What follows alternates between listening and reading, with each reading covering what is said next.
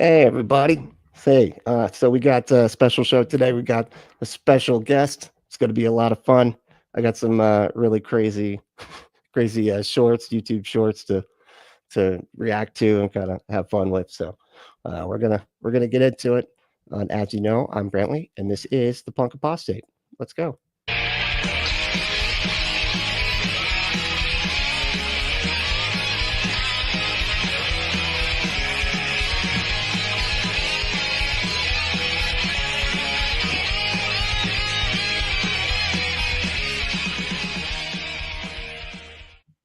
We got Jimmy Jr. How you doing, Jimmy? What is up, man? I'm doing great. Thank you for having me. This is awesome. I've been checking out a lot of your content, and I have to thank you for what's the phrase you use? The undead carpenter ghost? Is that how you refer to Jesus? Oh yeah. Oh my goodness, man. That I needed that. The undead carpenter ghost. So that's good stuff, man. But yeah, man, I love what you're doing. Was super stoked when you hit me up and said, "Hey, man, why don't you come on with me?" And I'm honored. I'm honored that you would want to spend some time with me and introduce me to your viewers. I don't know. We'll see what happens. I hope they like this. I hope they like what crazy. I have to say. They're pretty wild. You'll see. Yeah, well, good. I like wild. Right? No, they're fun, man. So tell me a little bit about yourself. Like, I've seen you on a ton of call-in shows. Always love watching you do your thing, man. I feel like Thank you. You're really good at, like, because there's, it's one thing to like know the arguments and everything. I know the arguments a lot of times, but like you're able to like pin them down, I think, with the questions that you ask and everything. Okay. And there's a talent there. There's a jump from like knowing the arguments to like actually being able to push back with people and ask the right questions and stuff. Well, I appreciate that. That sounds like a compliment to me. At least I'm gonna have to take it that way. I've worked with the ACA now for 2.5 years or so. Now, a little over 2 years. I called first of all, the atheist community of Austin.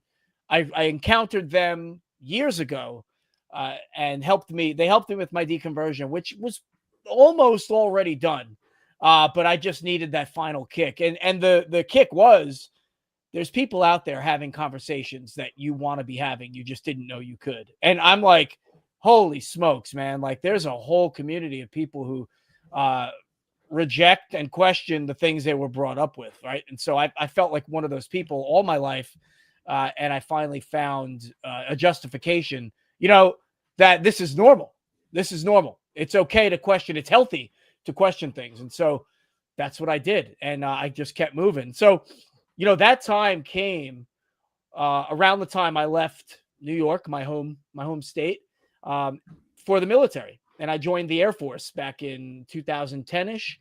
And that's about the same time I went out and met other people from different walks of life, met other atheists, and was comforted by those relationships I was building. And then, started doing more research and found the ACA. And so at a time where I was being introduced to maybe new subcultures of people or people from different subcultures in the United States and perhaps around the world, I was also finding the atheist community as kind of a larger part of the picture. And so it was really great. But I digress a little. So a little bit more about me. So I'll just start with the most important. I am a father and I am a husband. And I love my family. And I'm building a little tribe. And although I don't believe in God or Jesus, I can tell you Satan is 3.5 and really loves construction vehicles, and he's upstairs with my wife right now. It sounds like he's settled down, but I can't say that Satan won't be revealing himself tonight during the show. Hey, that's all right. We love around here. That's cool. Yeah. But I'm also a military officer. I'm in the Air Force. I'm still in. I got about 4 years and some change before I'm eligible to retire. I have a job. My job traditionally was as an intelligence officer, and that brings me to I think the point that you made when you say I'm able to pin people down on things. I have developed, I think, just through my skill set, an ability to identify something that doesn't make sense and stick to it. You know, like if something's not right, we have to clear that thing up before we can move on. And I think that's an important part of having discussions, because I think a lot of times when we speak to theists, they want to just gloss over something and include it in their argument as if it's some kind of axiom that we all need to accept. And to be honest with you, we need to be dissecting these things that we think are axiomatic, right? And so I think that's what, I've got a lot of training in studying and presenting different dilemmas that different aspects of our military may run into. And if I have to present that information to somebody's going to be like, yeah, but what about this? And I have to anticipate that before I say it and dissect it. And I think that's what gives me an ability to have somewhat intelligent conversations with people. And so I think it's been a good ride. I have my education is in history and political science. And so finding a job doing intelligence was right up my alley. And man, I'm super happy to be here. I have to say that I got to get all official now. Sorry, man. This might be, hopefully you have me back someday, but I'm not here as a representative of the Air Force, the United States military, the government, or the Department of Defense. My thoughts and opinions are my own, and boy, I can't wait to give them to you. So, man, that's a little about me in a nutshell. Hell yeah, that is awesome, man. I gotta say, I gotta ask, I don't know, were you like super fundamentalist when you were growing up, or were you like somewhat religious? Like how far in were you? No, we were kind of, I like to say, cultural Christians, right? We did it for the identity purpose, but not necessarily because it was important or we believed it per se. I think I grew up under a father who would probably, when we were in church, was probably waiting to get home and watch football, So right. Okay. I think we did our Sunday every week. And then when we had other religious family and friends around that were super fundamental, my dad might throw that kind of thing on a little thicker, like, oh yeah, we got, but yeah, honestly, and don't get me wrong. My dad's a good man. Love him. We're best friends, but, it just was never there. It was never there in our upbringing. It was one of those things you just did because that's what you do, right? You get married, you have a family, you go to work, you go to church, and that's it. Boom, done. Yep. You don't have to question anything. It all works. It all fits. It's fine. Well, I had a little problem with that model, and so here we are. But not fundamental. Although I think in some of the teachings, and I talk about this on some of the work that I do. Every week I do a promotion for Talk Heathen, which is a show that I'm on usually pretty regularly. I've actually had a little bit of a leave of absence, just dealing with my personal life. I needed to kind of step back a little bit and do some cleansing, man, and just do some like self-care, But I'm coming back. I'm coming back to hosting. I'll actually be on Truth Wanted next Friday night. Hell yeah. And I'm super excited to work with Dan. Love Dan. And so that's going to be a lot of fun. But, I talk about this in some of the work that I do. I usually use examples from my childhood. Most notably, I think, and something I fall back on a lot, is that in my church, the children, of course, as always, are separated from the adults. And we were in our basement Sunday school. And we had, I would be surprised if my parents knew what these people were teaching us. Like, if people bombed abortion clinics, it was probably because that's the way God wanted it. Wow. Yeah. Like Jeez. that came from a Sunday school teacher. Hey, somebody runs in and shoots up an abortion clinic, and it just may be the work of God, and God uses people. And I'm like, oh my God, wow, this does not sound right. So things like that, Jews go to hell, gay people go to hell, things like that. I mean, this is what you teach. This is what an 8-year-old, a 9-year-old needs to learn. Like, give me a break. How about be kind to your neighbor? That's like a worthwhile lesson if you're going to get religious. So. Right.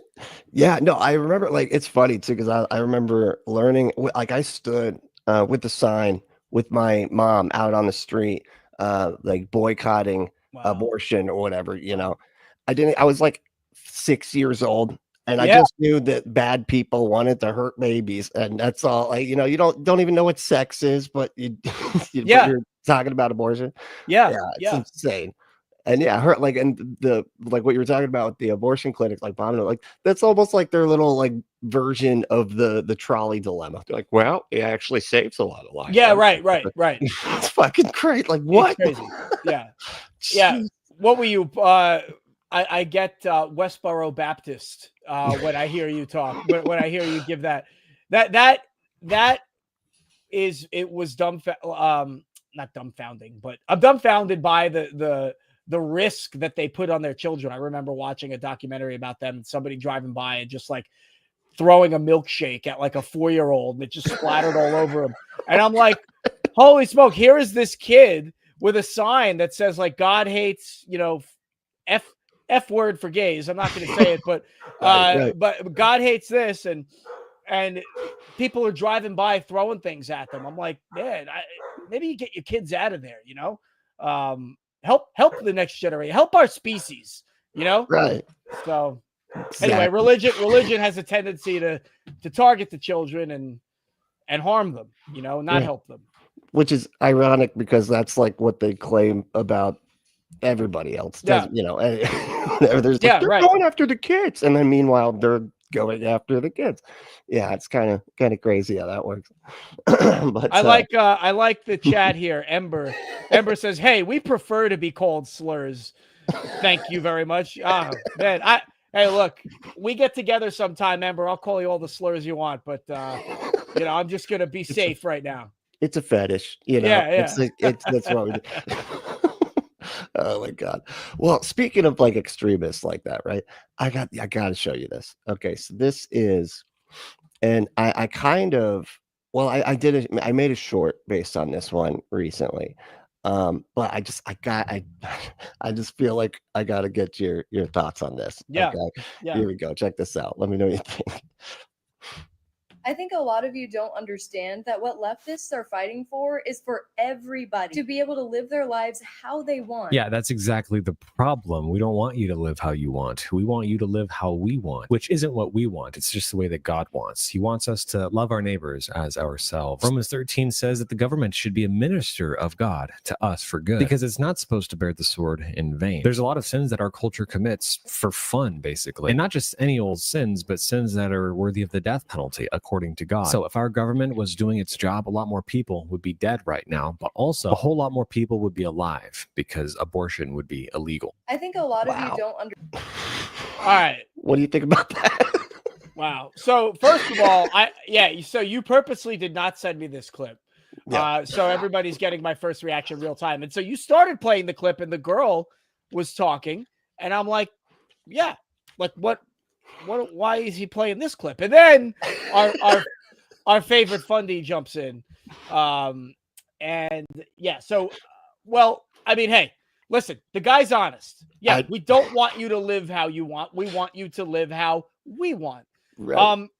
And I think that you basically can throw your freedoms, your liberties out the window at that point when somebody introduces something like that and backs that up with a Stone Age, an Iron Age scripture that says, yeah, well, the government or the religion should be an arm of the government. You know, that just goes to show you that tribalism is going to conquer in the society that or tribalism will be the way that society is ordered if they were successful in ordering it.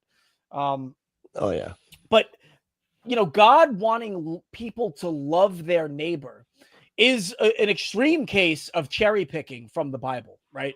The God of the Bible does not love everybody. He provokes conflict, war, genocide, rape, and doesn't encourage people, especially through the Old Testament, to love each other. He encourages them to go to war. He encourages them to do horrible things. I mean, he encouraged Abraham to not only cut the skin off of his own penis to show them that he loved him, but to cut the skin off of the 200 slaves and other people that he owned. And the idea that this is a loving God is crazy to me. But, you know, this is not a conversation that religious fundamentalists want to have. And honestly, these are the children that are preyed upon, that grow up into adulthood and start spewing this garbage because they've never been taught to critically think or challenge what they've been told. You know, they're told essentially, look, you can't question these things because you're going to be in big trouble if you even think of questioning them. And, you know, giving that to a 2, 3, 4-year-old, you know, that has severe consequences, lifelong. So those are my initial thoughts. I mean, hey, we could keep going through it because I'm sure at this point I missed some stuff. Right. Yeah. Well, it's funny to me too how he, like, in the middle, he's like, yeah, we don't want you to do what you want. We want you to do what we want. And we think people should love their neighbor. And I mean, wait, you just said, like, you don't want people to be able to, like, have autonomy over themselves. They have to live in accordance with your religion. Yeah. But then you're like, but well, you should love your neighbor. Like, you don't think that's like a contradiction at all? You know? And I would love like, to know where are we defining love? What if my neighbor is really attractive and the same sex as me, and I decide that loving my neighbor means really loving my neighbor, right? Oh, yeah. I mean, wait a minute, hold on. I thought you said this was okay. Why is this not okay now? You know, no, not that kind of love. You know, I just let me walk around and follow you around, and I'll tell you what's acceptable and what's not. I mean, that's essentially what religious fundamentalists are asking of you. That's what they require, right? Oh, yeah. You know, this reporting on you know, doctors and hospitals reporting on female menstrual cycles and pregnancy. I mean, these are the kinds of things that bind people to a society that is not loving. And that's just one example of how that comes to fruition. Oh yeah. Yeah, it is. It's scary the way that they're just willing to just kind of throw it out there like that too, just being like, nah, yeah, we just don't need to, because like it's almost like it makes her point for her. Like she's saying, like, look, we want everybody to be able to, like, be able to live how they choose to live, as long as they're not hurting other people. And he's like, Sure. not me. I Yeah. want to. Yeah. Well, I want the opposite. You know, what did Malcolm X said something great once. He goes, I have more respect for a man who lets me know where he stands. And I respect that man more than the person that pretends to be an angel but is really nothing but a devil. You know, so I'm not saying that I respect this person, but I do prefer to know exactly what the people who I'm standing against, I prefer to know what they think and how they plan to enact it. So I'm glad that at least he's saying the quiet parts out loud, so that we have a way to identify what's so dangerous. And that kind of thing is dangerous. And that kind of thing, you know, and you know, I'm not trying to I don't want to stoke any flames here. And I hope I don't sound inappropriate, but that gentleman that you just showed looked as if he might be of mixed race or mixed origin, right? There was a time where this government deciding how people should live meant that interracial marriage and interracial sex was outlawed, okay? And it also meant that if you were Black, that you were a slave. I mean, so how does that sound? A society telling you how you should live based on what they want of you. I mean, that's what it looks like. That's what it looks like, fascism. And so the fact that this guy can't even identify that, it's scary. It's scary that these people are walking around and getting elected and having an influence. Yeah, the way that this shit spreads, that is freaky to me. I mean, I guess I think there's some kind of like emotional manipulation, of course, that goes on about it. Like that's sort of the thing with like snapping people out of like religious beliefs and everything. We don't emotionally manipulate you into thinking more critically, you know, and or emotionally manipulating you into, like, you know, actually having empathy for others and stuff. But on the other side of that, the other spectrum, it's all manipulation. Like you can't, like, everything they do is dishonest, because, like, I mean, even like the pregnancy centers, like, what are those doing, right? they're lying. It's a lying center where they like pretend to be an abortion clinic so that they can trick women going in there and be like, oh, you thought this was abortion? No, it might be. It might be. Hold on, but we're going to show you a bunch of pictures of fetus. Look at that. Yeah. It's got fingernails, you know. They cut them up. Do you want to cut up? Like what the like is this all manipulation, everything, and then just the racism and everything like that, that's manipulative, Yeah. And it has to be. I mean, because the story doesn't make sense. The story does not make sense. And so there has to be things that you hide and things that you explain away. And it takes a certain level of conditioning, oftentimes early in life, or when somebody is going through some kind of trauma, and they are vulnerable, right? Where they're willing to maybe, I don't know about willing, but maybe unable to keep their guard up, right? And so they kind of find themselves succumbing to these lies and this manipulation. The sad thing is, Brent, that there are some really good religious people out there. It's sad because I know some people that are religious and are really good people. But the fact that they're religious makes me wonder, do I really know this person? And it's scary to think about what kind of lies they may have heard their whole life and what they might have been had they given the opportunity to think critically and been encouraged to question some of the things that they've been brought up with. Oh yeah. And you're so right. Excuse me. When it comes to like them being manipulative and in the way that it is like getting people at their most vulnerable moment, like just the altar call, which is like a main thing, that a lot of these churches do. It's almost like it was a regular thing at my church. Was just at the end of the service, we're going to do an altar call. We're going to call you up. And if you listen to what they're saying when they're doing this, it's always like, whatever you're going through, I know you're probably down and you're feeling it. You're feeling life just bearing down on you, right? And he's like, well, we got a solution for it.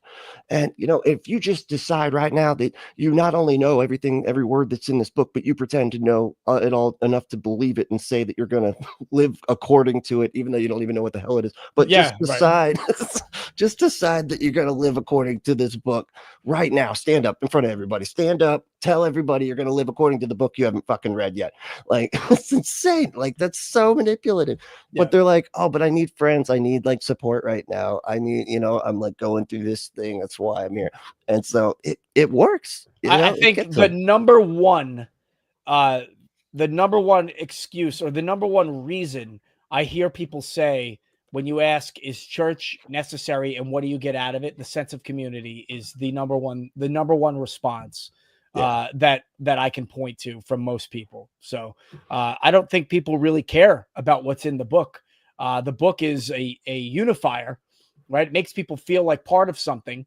And that's that tribalism that I think is more innate to human beings, more part of our survival instinct than we probably recognize, than most of us probably recognize. But, I have this inkling that everything we do has something to do with wanting to survive. Everything. Even you and I talking today, right? I want our species to carry on, and I want them to do it in the most enlightened way possible. That is understanding and knowing true things to the max extent possible. So 100%. I try to make the case, and I've gotten pushback on this, but let me hear what you think about it. Yeah. That I kind of think that the reason that people want to believe in heaven and believe in eternity, living eternally in heaven or whatever, I actually think that's like kind of the wires getting crossed as far as survivability goes. You know what I mean? Like the evolutionary wires get crossed. They're like, I just want to keep living forever. Absolutely. Like, genetic. Oh yeah. Yeah. I mean, the idea to picture picturing a world in which you don't exist is incredibly difficult. And it's not something that we do regularly, right? We actually take great efforts to make sure that people don't do that. We have suicide hotlines, and we have self-help and mental health, and these are things that are big items for society nowadays. We want to make sure that people are getting help, and we don't normalize looking at the world through a lens in which you're not in it. And I think that that's the other side of the coin where, it's almost instinctive for us to envision ourselves lasting as long as possible. And yeah, I 100% agree with what you're saying there. Right. Yeah. No, you're right. Cemeteries is another way we do that, right? Like, Right. let's just preserve, my friends and family will come visit. They'll know my name. They'll know that I lived, they'll Right. know. So I mean, dude, very there's real.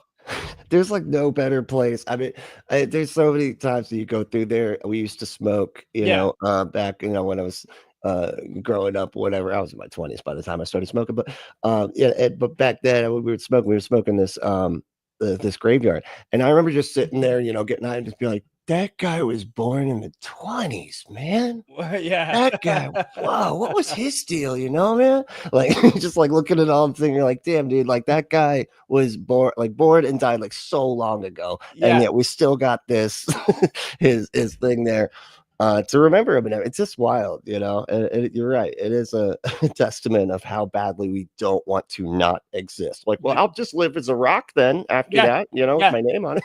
Like, yeah, that's better than nothing, right? And hey, man, you acknowledging that guy's life, he achieved something there, right? Still after death.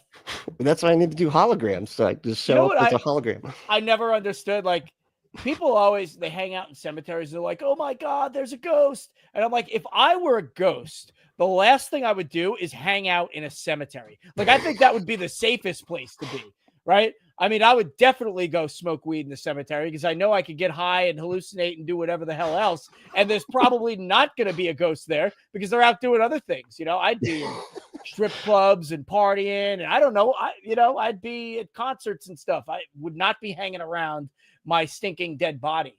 Right. And guarding it. You could have it. You could have it. Making sure nobody walks on it. Hey, go around. Walk around. Come on. No stepping over. I'll give you bad luck. I'll do it. Yeah, I'll right. push things slightly in your house sometimes. Serious. But yeah, I know that is crazy. Oh my God. That is too funny. Yeah, I gotta we'll check out this one. Tell me what you think here. All right. So we got where was it? Oops, not there. My history. Here it is. Now, and I think this is what I did send you. Oh yeah, I love this one.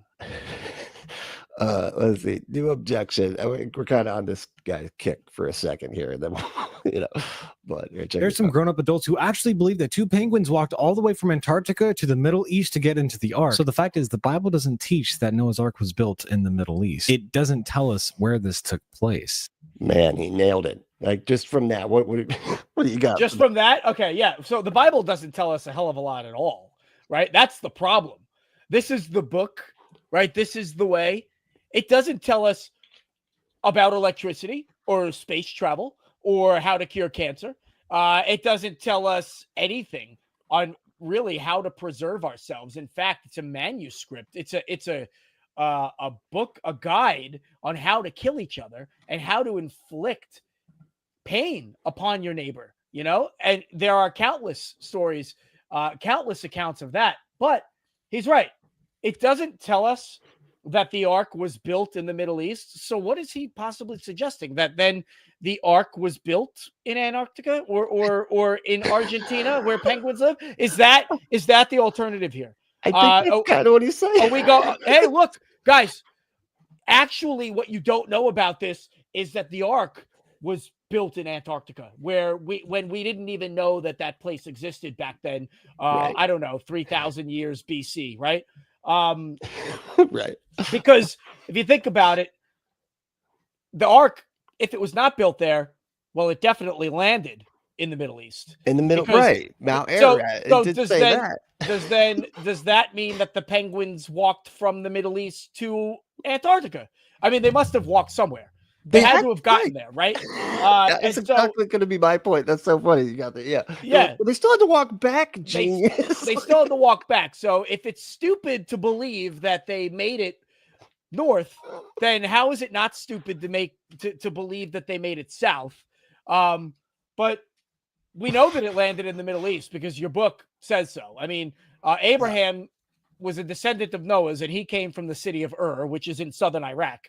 And that's where your flood story actually originates anyway. If you knew anything about this religion that you've dedicated your life to, you'll know that it's borrowed. It is borrowed from the southern Mesopotamian cultures that crafted this 1,500 years, maybe more, before the Bible, the Old Testament stories were actually written. So, this is what I'm saying. Like, don't talk to me about what the Bible doesn't say, because what the Bible doesn't tell you is exactly what its sources are. And thank goodness we've got an archaeological record. We've got a very diverse set of cultures and beliefs that spread across the Middle East that I'm sure found themselves, migrating, not knowing that they'd ever be uncovered, right? And we're able now, 5,000-6,000 years after the origins of these stories, to piece them together. And so this guy needs to spend some time in history class and not so much time in church, because you're never going to learn anything there. You learn how to look like an idiot on the internet, which, look, I'm a pro at doing. Don't get me wrong. I do that very well, but I do it not so well as people like this guy who are suggesting that penguins somehow landed in the Middle East. Yeah, it's funny too, because, and I want to say too that everybody's got to look like a fool until they learn the thing, right? But the problem, the fool's going to stay a fool if he keeps on acting like he doesn't make any mistakes, or that he already knows everything. And that's what these types of people do. Like, I got no problem being stupid, because I'm willing to go, oh, that was stupid, and then learn something. I do that on air. Like, I'll do it on. I have had times where the backup host came in and was like, Jimmy, everything that you just said was incorrect. And I'm like, oh shit. Well, I'm gonna have to look into that. And that's fine. That's fine. Well, that's what you should be doing. You know what I'm saying? Yeah, that's how you learn, right? Yeah. Like that's it. Like my little catchphrase or whatever is, if you can learn to be wrong gracefully, you'll be right more than most. Oh, it's I just, like that. Right? I like that a lot. Yeah. But the thing is, though, it's actually not stupid that whether or not the penguin, it doesn't matter if the penguins went anywhere, because of the next thing he's going to say. So let's see. Either way, this is the same kind of objection to Christianity as, you stupid idiot Christians, you believe that a dead man came back to life? That's never happened before. We've never observed that scientifically. Okay, he flew back into the clouds too. I want to make that clear. Everybody's like, oh, he just came back to life. He didn't just come back to life. He flew away into the fucking clouds. I feel like that people need to say that. And it's a false equivalency, because he's saying, well, we've never seen that through science. Well, we have, and I get what you're saying, that we do it all the time, right? We can bring people back to life, sort of, if they die, relatively briefly, and we're able to perform. That is not what the Bible talks about. That is a false equivalency. So the Bible talks about, again, it doesn't mention any scientific or medical equipment, training, expertise. There is nobody there to even really corroborate this story. There are conflicting accounts of what really happened. And then it's so unlike anything that we have experienced or observed. So this is not a logical argument. It's a fallacy. It's a false equivalency, and it just doesn't work. Yeah. Check it out. Therefore, Christianity is false. Well, that's because you're foolish. You deny the scriptures and the power of God. God can make a dead man rise from the dead, and he can also make penguins walk. Actually don't know why this is so hard to understand. Humans can make penguins walk as well. It's not that hard. There's some grown-up adults. We can make penguins. What? Humans can make penguins. Wait a minute. Hold on. All right. So let me get this straight. So God can make penguins walk. All right. So the power of God is evident because God can make penguins walk, but humans can also make penguins walk. Well, then God's not all that powerful, is he? I mean, if I don't know how the hell a human. When does that? There's so many things here happening. I'm getting cross-wired. So hold on. So the power of God evident in making penguins walk. How do humans make penguins walk, though? do we take penguins for what? They're like little puppies. They're, we take them out, we get the leash. Like, what the fuck is he talking about? Like, I don't know. This is what it looks like when you are not equipped with, ways to support your argument. Right. He has not been equipped. The people that raised him, the community that brought him up, has not done a good job in preparing him. And that's why, oh man, where did I hear this recently? But that's why the elders, the clergy, I might have heard this on Talk Heathen, actually. It might have been Dr. Ben who said this, but they tend to push out the youth. They tend to push out the youth into society to make these arguments, because if the youth gets challenged or proven wrong, at least they're young and stupid. Right. It's not the elder, the wise clergy class being proven wrong and being embarrassed. They stay far away from that. They let the youth take the heat so that they can then turn around and be like, here's what you did wrong, when really there's nobody doing anything right. No, yeah, exactly. That is a good point. Like, and a lot of times they'll avoid any kind of like discourse that isn't just tell me I'm right, just act like I'm right and shut up. Like, Yeah, that's that tends to be. And look, Dr. Ben just popped up. Yes, this was my cold open on Sunday. Thank goodness he's here. I'm glad that I didn't attempt to plagiarize that, because I would have got caught. The author is watching. Like I would have been fucked. Jimmy's like, I actually came up with something very smart. No, I try to remember my sources, man. I try to remember my sources. But yeah, I mean, this is awesome. I mean, what are we looking at here? We're looking at some kid. I mean, he's not some kid, but he's young, right? And he was not prepared. He was not prepared to defend these arguments. In fact, he's just kind of backpedaling and digging the hole deeper. Yeah. So I don't making it worse. I mean, his argument is, but magic, though. Like, literally, that's his argument. Yeah. Is, but God's got magic. So it's like, okay, then what the fuck? Then why even respond to this, man? Like, what? Because it's so funny the way that they will, like, act like they'll do the but magic though, but then they'll turn around and be like, but science says that evolution is actually like, just stick to the but magic though, man. Like, that is at least fucking consistent, instead of so the thing is that I love the idea that God gets smaller every time that there's a scientific discovery. God becomes less unique, less of the reason or less of the prime mover to some of the more hard or typically difficult to understand type of phenomena that have happened throughout human history, right? Throughout nature. And so I want to point to the fact that this kid just invoked science, right?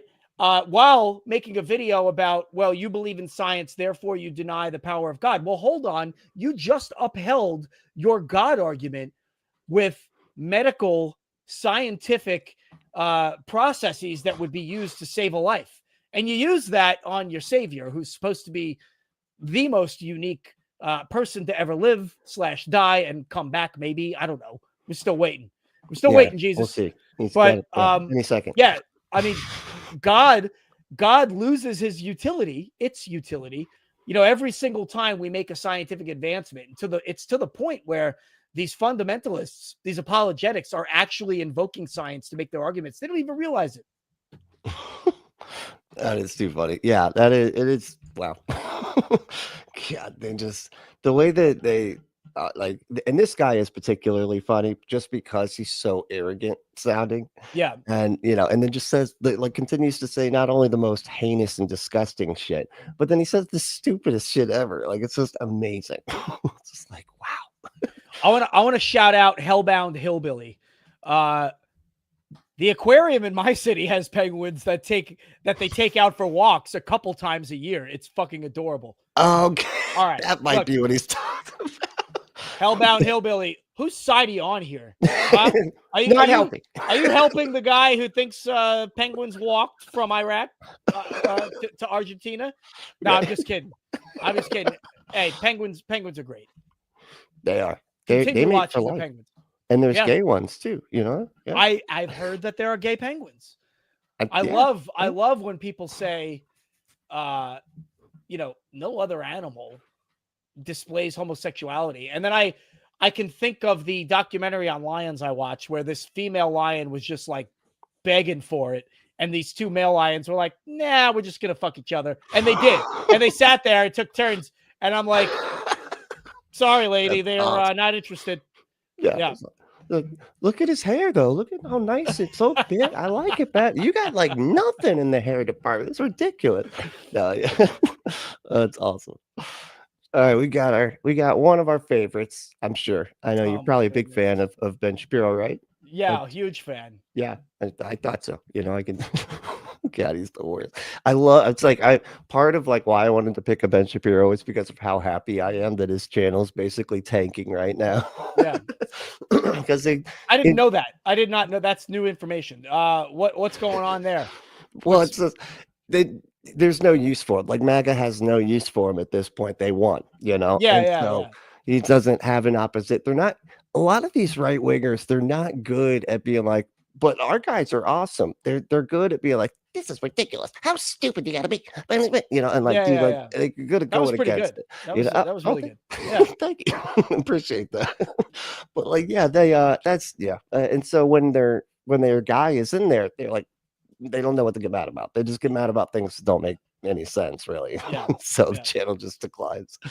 That's funny. Here we go. What is your favorite argument for God's existence and why? So my favorite argument for God's existence is that I believe in free will. Okay, the reason that I think this is an argument for God's existence is because if you believe that human beings are essentially just balls of meat wandering around aimlessly in the universe, the kind of Spinoza's stone that thinks that it was moving of its own accord, but actually was thrown. If you I want to stop right there for a second.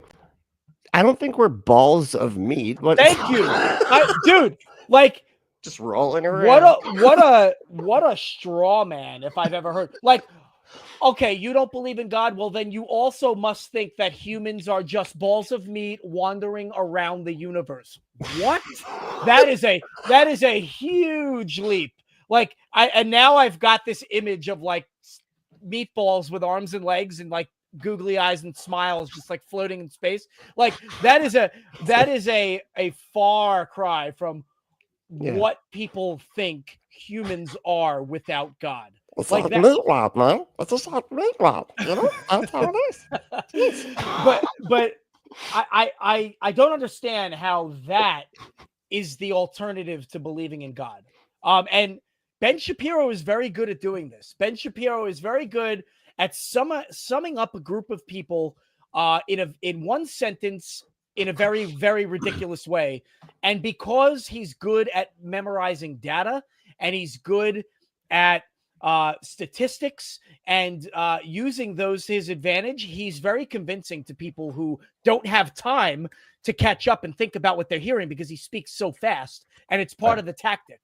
It sounds he does. It's like when you talk like so fast like that, it's like I think it and it's not actually true. Like smart people, I don't think like automatically talk fast. Yeah, right, like, right. But I think to them, for some reason, they all talk like this, you know. Yeah. So they just, you know, it's like they're wow, listen to that guy, man, he can talk really fast. But so they think that he's smart. But yeah, no, it's just you're right. He's smart to stupid people. That's what. Yeah. Yeah, here we go. If you believe that and you don't believe in free will, then there's an internal coherence and logic to it. If you believe that you have the ability to make independent choices, that you can actually supersede your own biological drives and the environment around you to any extent, even to the smallest extent, this means that you believe in something that can't actually be proved by science, but that you are living every single day. And the notion that you have that will, and not only that you have that will, but that will is capable of comprehending the universe around you, that your will is sort of your ideas, your ability to comprehend the universe is a reflection of a reality, of an objective truth that is out there. That says to me that there is a God, there's a common source that stands behind that objective truth and stands behind the mind that can comprehend that truth. What is Wow. So I mean, there's a lot. I don't know that I even took all that in. There's a lot. but so let's just look at the technique that he just used there. Okay, he immediately went from balls of meat wandering around the universe to an internal coherence and logic. Now, do you think that the people who are tuning in to listen to him understand what that means? Internal coherence and logic. when you flip from Meatballs wandering around space. You know, this is one of those things where he takes a very dumbed down approach and then throws big words on top of it really quickly, and people go, oh, okay, now I really need to pay attention because I'm missing something. And I admit I missed something there. He just kept rambling, but this idea that it sounded to me like he was saying we don't have the ability to supersede our biological drives without God. And that somehow equates free will. Listen, I don't have God, and I feel like a lot of life is superseding our biological drives. I've got a biological drive to reproduce. Okay. I'm attracted to people. I've got a biological drive to be somewhat of a hoarder. I want to hoard food. I want to hoard wealth, but I don't rob grocery stores and banks, right? I don't go around grabbing people and sexually assaulting people because my drive to reproduce tells me that, hey, maybe this woman would be good to have sex with. No, instead, life is about, I think, battling these urges that we have, maybe exercising some self-restraint, being mature, and being thinking human beings that live in a world where we can make it livable for everybody, like the girl in the clip was saying when we first started, right? We're trying to make this a world in which we all live in, and that means superseding your biological drives sometimes, right? It means that you might have to go hungry if you're going to take some food and give it to somebody else who needs it more than you, right? This is ignoring the fact that your hunger is telling you that you need to eat to survive, but instead you can supersede past that. Yeah, we have free will, but that's not proof of God. That's not, and notice Ben Shapiro said it's his favorite argument. He didn't say it was strong. He didn't say it was good. He just said it's his favorite, and probably because he's able to throw around words that people don't know what they mean when they're firing off at you like a freaking machine gun. And they're still caught up on meatballs. I'm thinking about meatballs. I'm thinking about meatballs, and you're talking about internal coherence and biological drive. And I'm like, whoa, hold on. What? I thought it was a meatball. Right. Yeah. I love these two, like with the free will ones too, because it always kills me, because a lot of times and a lot of times you can miss it really, because like the hidden assumption there is that if you're atheist, you don't believe in free will, and if you're a Christian, Yes. then you do believe in free, or you're religious, you do believe in free will. But the hilarious part is there are atheists that don't believe or that do believe in free will, and there are Christians that don't believe in free will, Right. and so and vice versa of both, Right. because it's not drawn on those lines. You know what I mean? You got determinists are basically Calvinists, but that are nice, you know, and aren't mean to people. But I've heard some very compelling arguments from atheists, very well respected and renowned atheists, that don't believe in free will, and you know, attribute it to the fact that life is just trillions and trillions of chemical reactions happening all the time, and things are just happening because that's the way those chemical reactions decided to happen. And it's very compelling. I don't know that I'm taken by that completely. I think that we have an ability to make choices. Now, if those choices are predetermined based on, you know, nature, or just based on the set of circumstances at the time, I really don't know. But I do pride myself in trying to make good choices for everybody. And I don't know that Ben Shapiro gives a good example of how free will connects to arguing for the existence of God. I just don't know that that's there. No. I don't know. I could probably watch that video 100 times and pick up something new every time from it. But Right, yeah. you know, Ben Shapiro, you know, in a different level, I guess you could say, often pretends to be something that he's not, right? Like, he pretends to be objective. He pretends to be somebody who can hold Republicans and members of his own kind of school of thought accountable, but he doesn't. He gives them passes on a lot, and he's willing to compromise a lot. And it's evident if you've ever listened to his podcasts.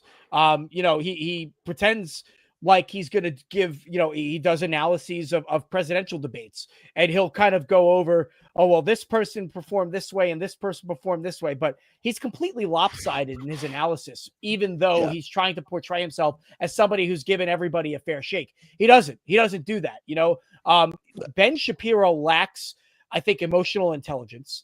I think he lacks a little bit of empathy, and he's very good at capturing things that can be defined on paper. He's not very good at picking up the things that are not so easily defined, right? Like emotion, like general zeitgeist of the time. What are people dealing with? How are people feeling? What are the social trends? I don't think Ben is good at capturing those things and explaining them in the way that he thinks he is, which is why he relies so much on data and statistics and glosses over the more deeply, I think, the things that require a deeper understanding. And that's what we just witnessed. Oh yeah. Yeah, 100%. I mean, he is the facts don't care about your feelings guy. Yeah, right. Yeah, and it's so funny because the people that he is convincing of everything are like the feelings about everything matter more than the facts. And we've seen this no matter what. Like he lost a big chunk of his audience because of like he wouldn't go full anti-vet, you know, medicine, we'll just say anti-medicine during that whole situation. But you know, because they care, that audience cares a hell of a lot more about their feelings than facts. You know?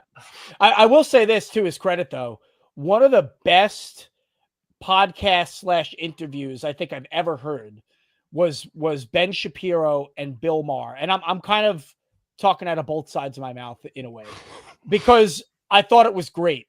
It was just a conversation between those two who couldn't differ from each other more. Well, they probably could, because Bill Maher, I think he's a little bit more center than he likes to pretend, than he likes to make himself out to be. Plus, I do have some qualms with some of the antics and the language that he's used in the past. But nonetheless, he's certainly no right winger. And to sit, you know, I did listen to a podcast a few years ago, about 3 years ago. I think it was one of Ben Shapiro's podcasts, but they both just had a conversation.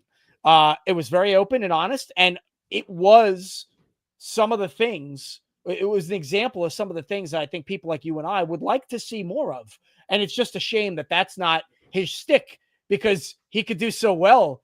But then, you know, instead he panders to right wingers and, you know, does things like this. It's not, I just don't find it beneficial, but you know, that's me. Why would I? Right. Yeah. I mean, no, I feel you. And it's the thing that irritates me about that whole kind of corner of the internet, like the Daily Wire and everything that they do is like, it's just monetizing outrage clicks. Yeah, you know? that's right. It's just like and it's like, as long as you can stand out, and this is like how it seems like the internet is getting worse and worse and worse when it comes to this.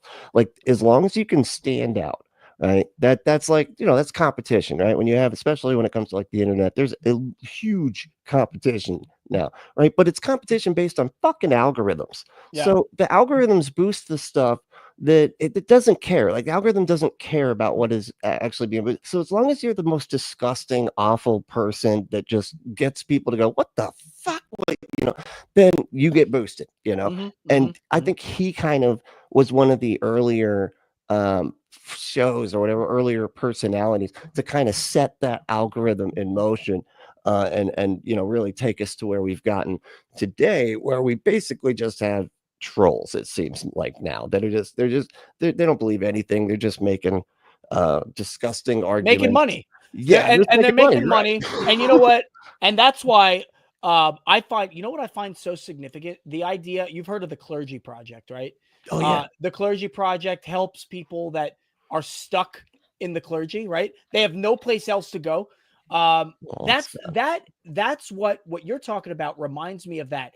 These people who don't actually believe what it is that they're preaching, or at least maybe they no longer believe it, but they're stuck. And this is how they survive. This is how they feed themselves. They clothe themselves. They find shelter, and they've got no other skills. What do I do? you know, and how do I break out of this? And so, you know, there's probably a whole class of clergy out there that are just stuck. And they don't believe the bullshit, but they've got no other choice. You know, this is a little bit different because the people that you're talking about, you know, make millions, if not more, Right, yeah. and they can stop it, but I think they maybe get addicted to the influence, maybe the power, and there's probably yeah. an element of that across the clergy as well, which is why Christianity is so dangerous. But I'm not going to go down that tangent right now. Right. No, yeah, it reminds me of you know, Justin from Deconstruction Zone. Oh yeah, yeah. Right? Like that. I remember I was watching a stream of his the other day, and that was like one thing he said. He was like, I learned so much. Yeah, I went to school, I did all this stuff. I learned Yeah. so much. And then after dedicating like my life and my entire brain to this religion, I realize it's all bullshit. Yeah. It's like, Yeah. now what do I do? It's like, Yeah, I wow. think that happens to a lot of people, and I'm glad when those people speak up. Yeah. You know, I think Durante Lamar is somebody that is really really great to listen to just based on his experience in the church. Of course, Matt Dillahunty needs no mention. But you know, that is somebody who, I mean, these are all examples of people who dedicated their life and turned around and were like, holy shit, this doesn't make sense to me anymore. And they had the courage to move on. And thank goodness they did, because so many of us, like, I think Justin credits the ACA a lot with helping him deconstruct. I do as well, you know, and if people like Matt Dillahunty didn't step up and do something, right, I don't know if Justin and I would have been able to do something. And so I'm spiraling a little bit, but I'm so taken aback by the people who recognize that something's not right and they attack that instead of being these people.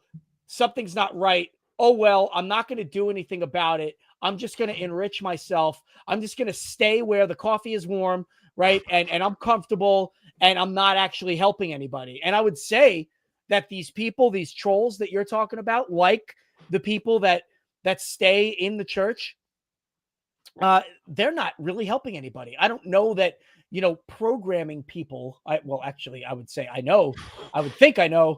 think I know that programming people with these thoughts, especially early on in life, is just not helpful, right? It's helpful to turn around and say, hey, why don't you look at it from this perspective? So yeah, or try to look at it from like other perspective. Like I was, I was like homeschooled and everything. I was super sheltered, you know, not allowed to talk to anybody that wasn't my specific religion, you know. And it causes you, well, for one thing, they were very anti-science, you know, as young Earth creationists and stuff.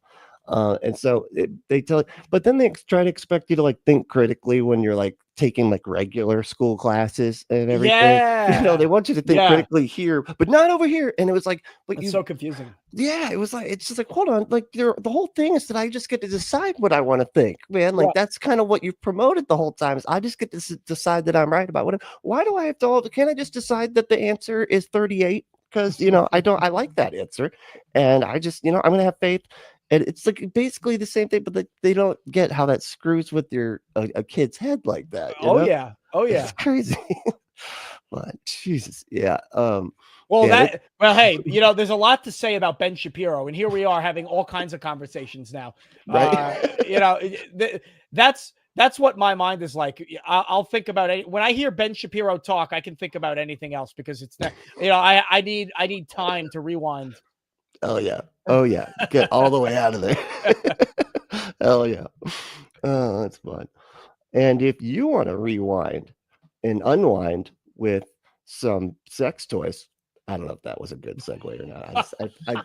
It felt right for a second, but go to adamandeve.com, enter code word Brentley at checkout. Get 50% off almost any one item. 6 free movies, 3 free gifts, and free shipping on the whole order. Go to adamandeve.com, enter code word Brentley. The packaging is discreet, it comes quickly, and so can you. Go to adamandeve.com, enter code word Brentley. All right.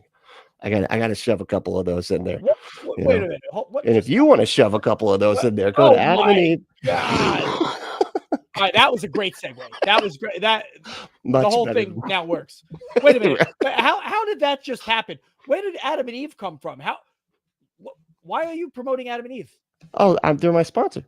Really? I'm sponsored by Adam Eve. Yeah. I got a code and everything. It's pretty great. Wow. Yeah. And they're actually a really great company too. Like they're very progressive. You know, they support a lot of good causes. Secularity. Elliot, he was telling me about that. He was like, you should look up like the stuff they support, everything. I was like, holy shit! All right, good. I Wow. knew I liked them for a reason. I had no idea that was coming. You're like, No. what? But that was okay. Cool. Well, hey, I'm happy. I'm happy to be here, connected to Adam and Eve somehow. Great. Right, it's perfect. It's on so many levels. It's a wonderful sponsor. You ever watch Between Two Ferns with Zach Galifianakis? Oh god, Dude, I love that much. One of the funniest fucking things I've ever seen. I don't know why it was so funny because, you know, whatever, but he was interviewing Hillary Clinton and he goes, hold on, we need a word from our sponsor. And then he played a Donald Trump ad. This was like back in 2016. That is awesome. Oh my god. And like, take the politics out of it. I was fucking crying. I was crying when that happened. She's like, I generally don't think that she was expecting that. And she was like, why would you do that? Oh my God, dude. It was so funny. Anyway, I kind of felt like that a little bit, only because I was not expecting Adam and Eve to pop up at all. I'm like, wait, why is he talking about coming? Why is he talking about shoving things places?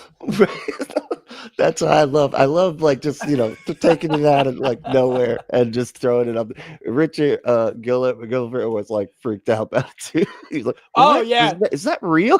Richard is my homeboy. Richard is a good friend of mine. Yeah, and that's funny that he had that same reaction. Yeah, but yeah, Richard is a producer of Talk Heathen. Is, you know, the head man in charge. And it was very graceful that he asked me to be his assistant producer. Well, what all that really means is that I get to bug him a little bit more than other people. So that's the privilege that he's bestowed upon me. But I love working with him. I love working with Talk Heathen. I'm so glad that Dr. Ben was listening tonight. Ben, I consider a good friend of mine as well. So shout out to Ben. But yeah.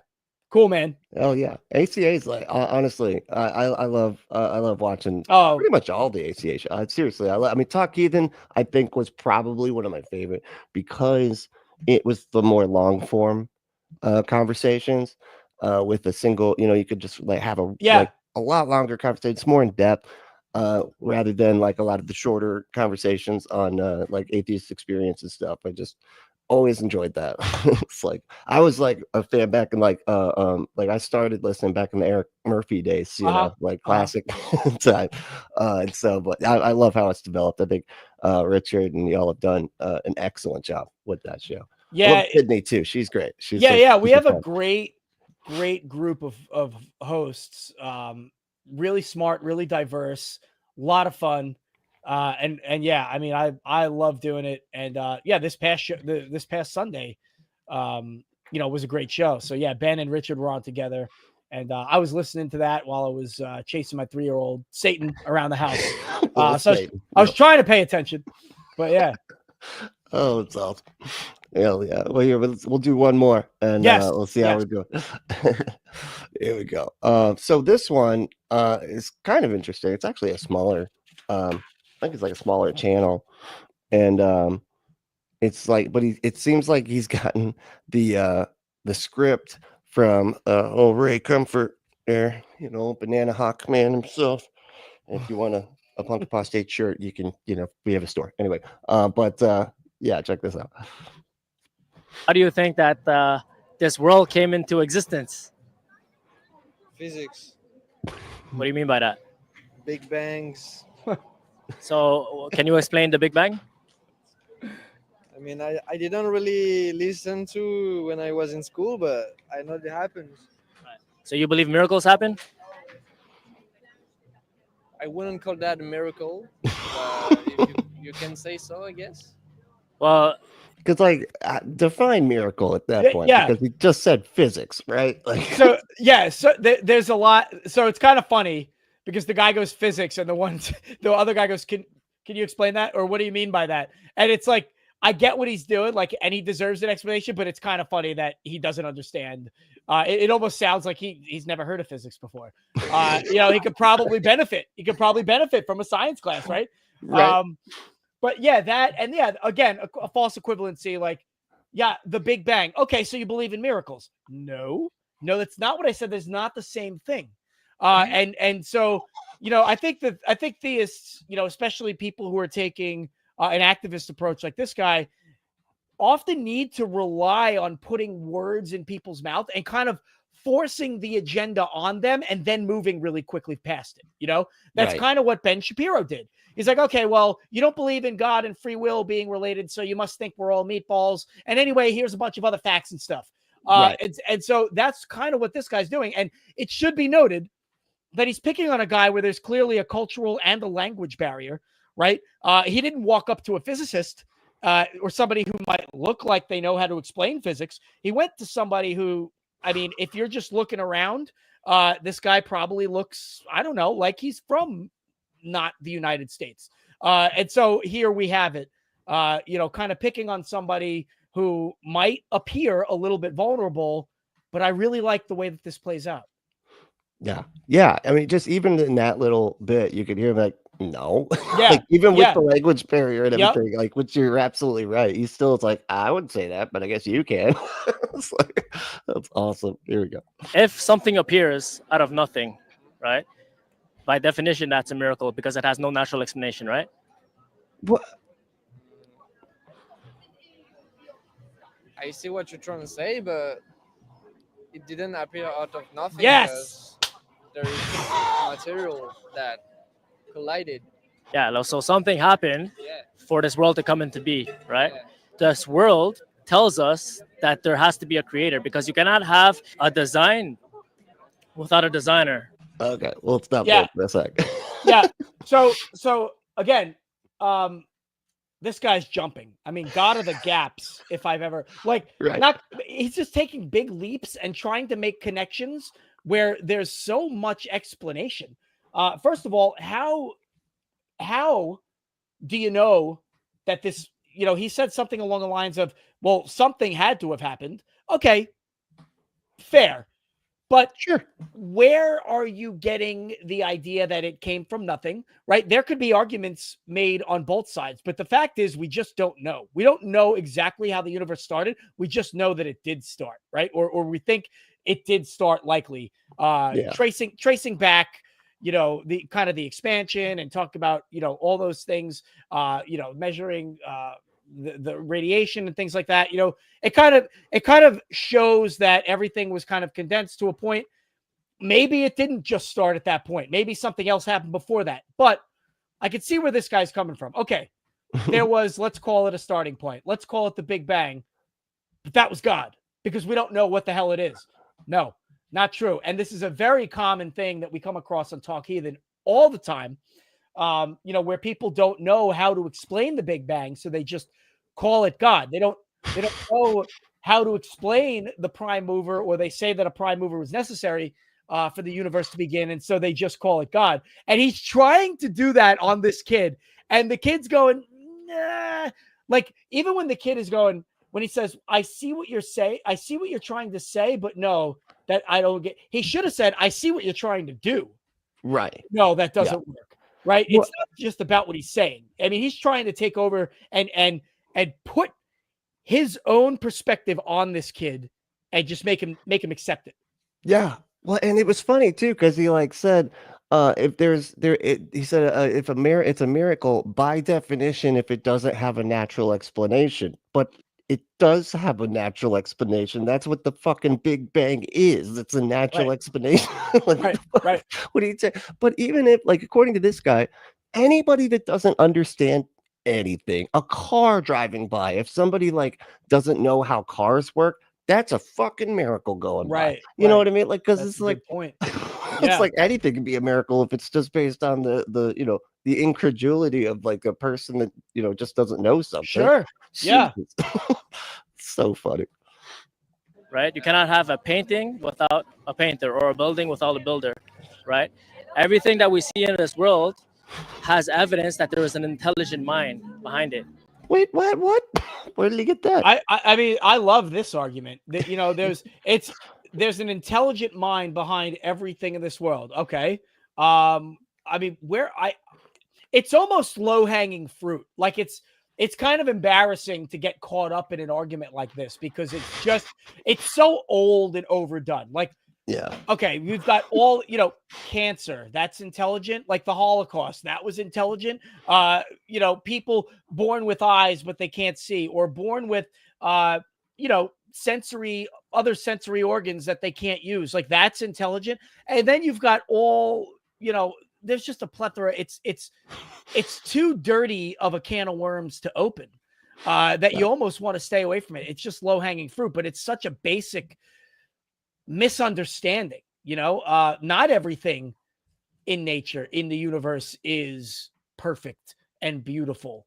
There are really horrible things. I mean, if God was so perfect and created such a perfect environment, why do some animals have to tear each other to shreds to survive? Like, Right. why does pain and suffering have to happen? Why any of those things?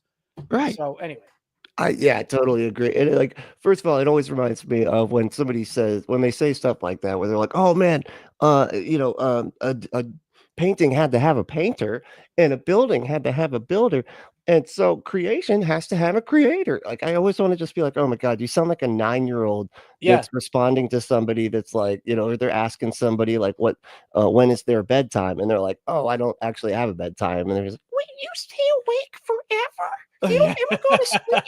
That's crazy." You know, and it's like, no, you just don't understand how like adulting works. Like that's it. Like, you know, but it's just the way they think. But the other thing too is that when it comes to like what the like intelligence demonstrates that there's intelligence with like based on like what you were just describing. I always, Ray Comfort always brings up puppies because puppies are pretty great, right? And you're like, look, what you're saying, nothing created it, and it's an intelligent designer designed the puppy, but the puppy gets worms in its eyes. Yeah. Like there's eye worms in puppy. Like Yeah. just because it's cute and cuddly to us, there's also like a ton of not cute and cuddly stuff in this world. Yeah. I like animals oftentimes will eat their own young if they feel like the young are either sick. Like if you have a puppy that's sick, the mother may eat the puppy so that it doesn't get the other puppy sick. Like that's a real thing that happens. So I don't know if Ray Comfort knows about that outcome. But we are conditioned to look at a puppy Labrador and go, "Oh, that's so cute." That Labrador can grow up and eat its own young or even eat you like Ray. Come on, dude. I get, it's nice to look at the bright side of things, but the reality is there's no calling life a creation is very poetic, but it's not feasible. You cannot explain that. You cannot support that with any evidence. Or any proof, I should say. There's no proof to that at all. Right. And it's again a false equivalency to call life or nature a painting or some kind of creation. Yeah, it's almost I always it makes me think too of like the fallacy of competition, where you assume that like we're on this little rock and we see things like come into existence or whatever, right? And a lot of that, we make a lot of things because we're humans. We make cars and paintings and buildings and all this stuff, and then we go, "Oh man, the universe must be just like stuff humans made." And it's just like, dude, that's it's just a fallacy of composition. Like, why? Just because something like one of the tiniest parts, too, by the way, like it doesn't have to function like the entire cosmos. It's actually a crazy assumption to think that something that happens on this little teeny tiny rock would happen for the whole thing. Yeah. It's crazy. Here we go. Right. And so if you even use science, you could come to the conclusion that this world could not have come from nothing. It had to come from something or someone, right? Because you cannot have life from non-life, or you cannot have something come out of nothing, right? There had to be something that caused the Big Bang, for example, right? Because every effect has a cause, right? So if so that it's got to be God, man. That's Yeah, all. That's, yeah. there's only one option. Something did something. God. It's like, wow, dude. That's too funny. you search even scientific evidence, it'll point you to a creator, right? Yeah, which Not evidence? sure about that. Right. Like what? Then no, it literally doesn't. Like Yeah. every Not the more- not that I'm aware of, right? But the great thing is that, you know, doing the kind of work that we do, we come in contact with people who have dedicated their lives to study science, and they can't verify any of this stuff. But even more to the point, why isn't this guy presenting that science? Why isn't he? He's just saying science. I don't even know if science has an actual objective definition. So I don't even know what he means by science, right? Right. Yeah. I mean, I think he's the science, I guess, that he's referring to is just like cause and effect. Like stuff causes other stuff. That's science. So God, like it's like, no, that's not how science works, you know. It's like you said, based on evidence, and like you don't assume things that you don't have evidence for. That's what science does. It doesn't it doesn't prove God doesn't exist. It doesn't bother itself to, because it doesn't need to. Yeah. It just goes where the evidence goes, and that's it. You know, outside of that's like a big question mark. They don't decide the, you know, stuff like that, you know. So do you think that you're here just by chance? Thanks to my mom. Right. I love that. That's Thanks, great. God. Yeah. Everything happens by chance. Like I just it's just what are the chances, right? Like it's just funny when they say, oh, it's by chance. Like, yeah, But just he's like everything. you could take this kid in the glasses out, and you would have a video of this kid in the tank top and the hat just arguing with himself. All he's doing, he's presenting the arguments that he wants to hear. You know, Right. he's got a script he's following, right? He is giving an idea, and then the kid is standing there not buying it, so that he's just introducing the argument anyway. And he's like, all right, well, I'll just stand here with the microphone and argue with myself, and you'll just stand there and it'll look like you're saying these things because Right. you can't speak English very well. Right. What a failure. I'm gonna look like I win no matter what. Yeah, Like, yeah. it's like, and look at the name of the video too. It's called "Proving the Existence Yeah. of God to an Atheist Using Science." Fucking what? Like, where? It should be called "Showing People I Have No Idea What Science or Physics Are." Exactly. Oh God. But what I mean is, like, as a human being, like, you believe that all of us, we just came here by accident? I hate that word accident. Like it's such a loaded term, you know, Yeah, because it's yeah. like when you, I mean, I'm not saying that like I would say it's like not on purpose, right? But when you say an accident, it's like this it's what's the way to say it? It's good because like usually when we describe accidents, there's like a way that you're supposed to do something, and Yes. then it happens unlike that. Yeah, yeah. And they use that rhetoric. It's rhetorical. It's rhetoric. You know, it's just using that word to be like, oh Well, man. The reason he's using that word is because if the other person says no, then he can turn around and say, aha, so you think we're here on purpose, right? Yeah. So that actually a rejection of that scripted argument helps the guy with the microphone, because then he is able to lay it on even thicker. Let's say, aha, well, you said it wasn't an accident. It must be on purpose, and therefore God. No, Right. no, it doesn't work like that either. No. Yeah. It's so good. Like all this like hinges on their inability to understand the basically like the concept that like the odds of life coming into existence or whatever are 1-to-1 because it happened. Mhm, You know, mhm. we can't comprehend of like what universes that may or may not do. Oh, but it's so unlikely. How do you know? Like Yeah. what if like one every billion like 1 out of every billion cosmos sized universes is a life, like planet or whatever like ours, and it's like infinite or like almost infinite, that's still really common, but you'd have to, we just don't have access Yeah. to all of the, you know what I mean? Like we don't know how common it is. I hate it when people like say how unlikely it is or whatever. When Yeah, it's like, there's really no basis. I mean, the only basis we have is our own experience and the things that we have access to. But this idea that Earth or humanity or life in general, as we understand it, is so unique. We really don't have the full picture, do we? We don't even know how big the picture is, or what other content, or what the full context is to understanding why and how, if there is even a why, but how life comes about and what its function really is. There might be a bigger part that we just don't have the access to making that decision. right. Yeah. I mean, that's so true. It could be, you know, I don't know. But to me, it's like if you're going to talk about the odds, you kind of need to know the number of flips before you start That's right. talking That's about right. how like likely heads or tails is, right? And if you got to, here's the thing too, I always bring this up. Tell me what you think of this. Like if the universe could be infinite, and I tend to think it is. I think the size, I think it goes in all directions infinitely forever, you know. And so out of infinity, it's not just like, and it's not just possible, because it's definitely possible because we're here. It's not only probable, it's inevitable.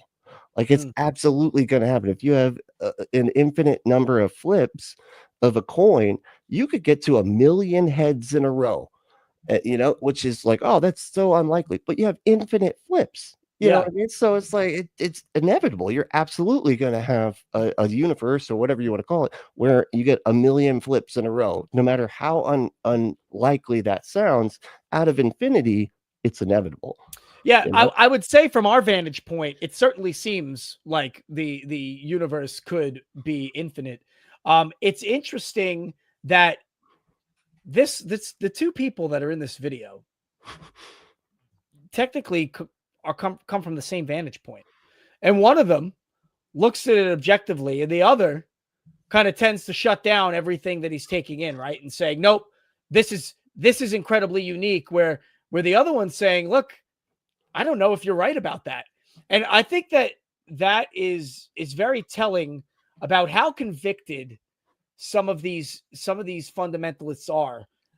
But even, you know, it goes back to what we started with in the beginning, you know, how important it is to make sure that when we're bringing up our kids and when we're having an impact on society, we're being honest with those people, you know, and we're encouraging them to kind of look at things objectively, because this guy on the left was not encouraged and is not only stuck on one perspective, but has completely rid himself of any ability to look at other perspectives, to look at the potential for infinity, right? Or to look at the vastness of the universe, and admit to himself, look, there's just too much going on for me to even begin, right? I think it'd be a lot more honest of him to admit that, of course. Oh yeah. Yeah. And that's almost one of the things with religious belief, is that it requires a lack of self honesty, you know, Yeah. or honesty with oneself. Like it needs you to just have 100% certainty that you're right about the thing you decided is right. And just, you know, no reason, whatever, like, you know, it's just decide that you're right. And it needs you to be like that, you know, and think very narrow. Like if you start Yeah, thinking from absolutely. other perspectives, like you'll fall out of religion like that, you Yep. know. Yep. It's yeah, I think that's why a lot of times the bringing up other cultures and stuff, like if you were born in it's not really an argument, I would say. It's just like a way to connect with a person on a human level, is be like, if you were born in like Pakistan or whatever, do you think you'd still be a Christian, you know? I think it's a wonderful question, because it just makes them go, well, no, probably Yeah, there's not, you no, know. you can't answer that honestly. Yeah, you know, you can't honestly answer that question and say what you want to say at the same time, you know? Right. So Exactly. Yeah. Yeah, we'll finish this up right quick. Almost done here. So you believe you have a purpose, right? I believe that billions of years ago, some type of early human being were created with, the bacteria. Yeah. Who got bigger in the ocean. Then it got on the ground after the ocean, and then it like evolved. Right, but like, how do you explain where that material came from? There is material everywhere. Even the air is material. Yeah, but how do you explain where materials, where atoms, bacteria, where did it come from? It couldn't have come out of nowhere, right? It had to come from somewhere. But the reason why I'm asking you is because science doesn't actually have the answer, right? Because there's only one possible answer, and that answer is that there is a creator who caused everything to come into being. And that is what the Bible tells us. How do you think? Holy shit. I love, dude, I One love this guy on the right. You know what? Yeah. You know what? Such a language barrier, and still willing to rise to the challenge of this guy and explain it the best way he can. Like, I know what he means. Like, yeah, billions of years ago, some early form of human was in the ocean and then got on the ground. Like, okay, I know what he's talking about. Yeah, But you totally know what? follow. You know what?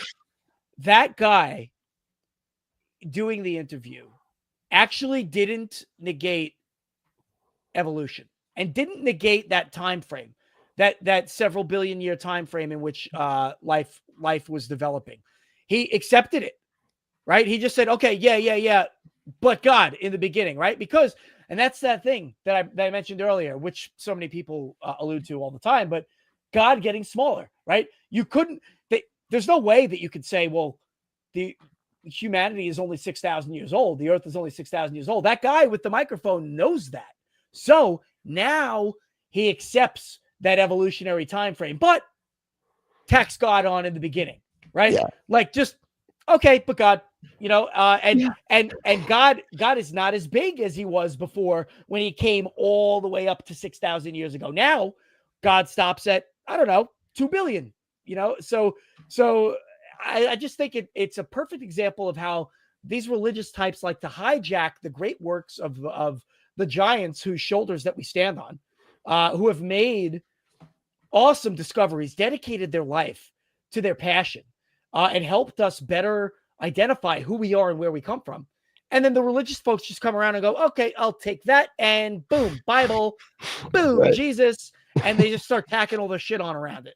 Right. And so that's what I think we see in this video. Really poorly titled video. Really poorly. Probably the worst titled video I've seen in recent memory. It's too funny. Like proving the existence of God to an atheist using science. And then he's basically like, and it was funny because he like asked him like where everything came from or whatever. And he's like, and he explained it, like you said, like very vague, but like explained it. And then he was like, okay, but where did that come from? Because there's only one answer for where stuff came. One answer? What the fuck? What? How? The one I decided is the only answer that's allowed. Yeah, right. Yeah. We can have this conversation, but as long as you stick to the guidelines for which I'm setting, and that those guidelines are, there's one answer. Right. And now I'm gonna go come up with a really good title of this video.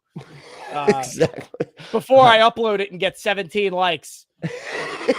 So. I know this is a tiny one, but yeah, good on you for finding it. Dude, this stuff randomly just shows up in my feed constantly. It's like these little, I mean, and some of them are really funny. I'm like, I'm like, wow, I see why they're not going it. Why that channel's not going. You should email the. You know what you should do? Take a link to our show tonight and message it to the guy who posted this. Oh, that's brilliant. Yeah. There you go. You should do that every time. You should be like, hey, here's what we had to say about you.